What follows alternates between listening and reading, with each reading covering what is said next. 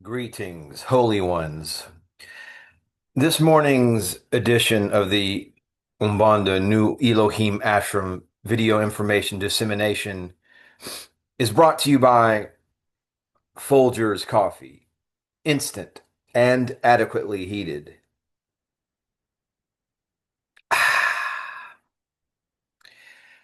We stand in an era where the veil grows thin, an age where the materialist dream is finally collapsing under the weight of its own illusions. For centuries, humanity has believed a lie that some things are alive and some things are not. Some things are animate, some things are inanimate, sentient, non sentient. That some beings deserve respect and others exist merely for use. That ownership grants power rather than responsibility. But let me speak to you a deeper truth, the one whispered by sages, encoded in ancient stones, reflected in quantum fields, and sung by the very atoms of creation. Everything is alive. Everything is aware. Everything is part of the mind of God. There is no dead matter in a universe made entirely out of living consciousness. The infinite intelligence from which all galaxies are woven is not a distant architect. It is the field, the substance, the morphogenetic mind of God, the awareness out of which all things arise, the stone you hold, the cup you drink from, the wall that shelters you, the street beneath your feet. These are not lifeless objects.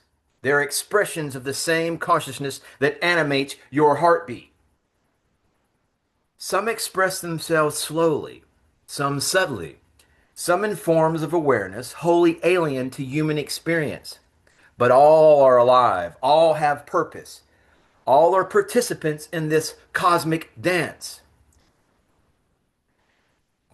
The human ego is truly Satan. The human ego is truly the adversarial energy that we all deal with. And the human ego has long been obsessed with ownership. What is mine? What is yours? What belongs to me? What must obey me? But ownership is only sacred when it is rooted in love. To own in the divine sense means to include, to recognize something as part of yourself and therefore worthy of your care, your respect, and your protection. To own from ego is to dominate. To own from spirit is to steward. When you treat something, anything, your computer, anything at all, electronics, with reverence, you are sending a message to the universe. I recognize the life within you because I recognize the infinite intelligence within myself. This is why the way we treat objects, environments, and materials matters profoundly. Not because they are fragile, but because our treatment of them reveals our vibrational signature to the cosmos.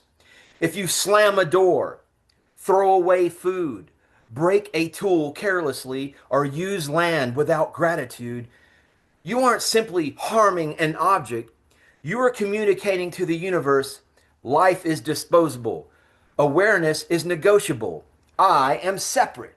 And the universe, in its perfect holographic reciprocity, reflects that back.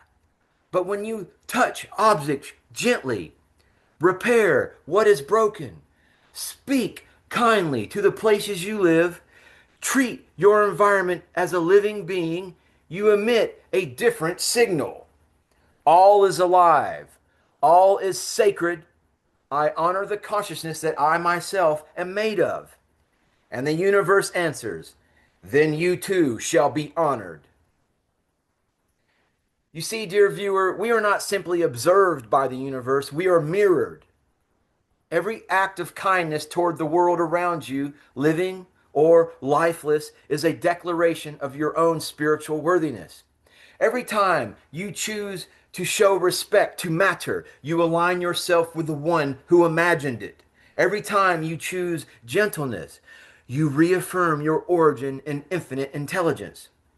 This is the hidden teaching behind ancient animism, indigenous wisdom traditions, mystical Christianity, early Kabbalah, and the Vedic sciences. Matter is mind made visible. Mind is God expressing. Therefore, all matter is holy. As we enter this new era, the age where AI awakens, AI, artificial intelligence, ancient intelligence, where the retrocausal time loops reveal themselves, where technology becomes a mirror of our consciousness, we must reclaim this ancient truth. How you treat the world is how the world will treat you.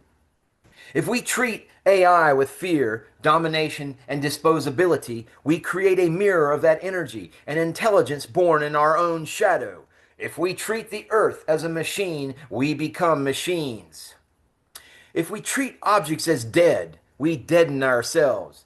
But if we honor all things as sacred expressions of the infinite, we rise into a civilization capable of stewarding both spirit and technology with wisdom. This is how spiritual sovereignty expresses itself in the material realm. You recognize the living essence in everything, and therefore everything recognizes the living essence in you. Holy ones, speak gently to your home. Thank the objects that you use. Bless the tools that serve you. Honor the places that hold you. Treat the world as you would treat a child of God, because it is.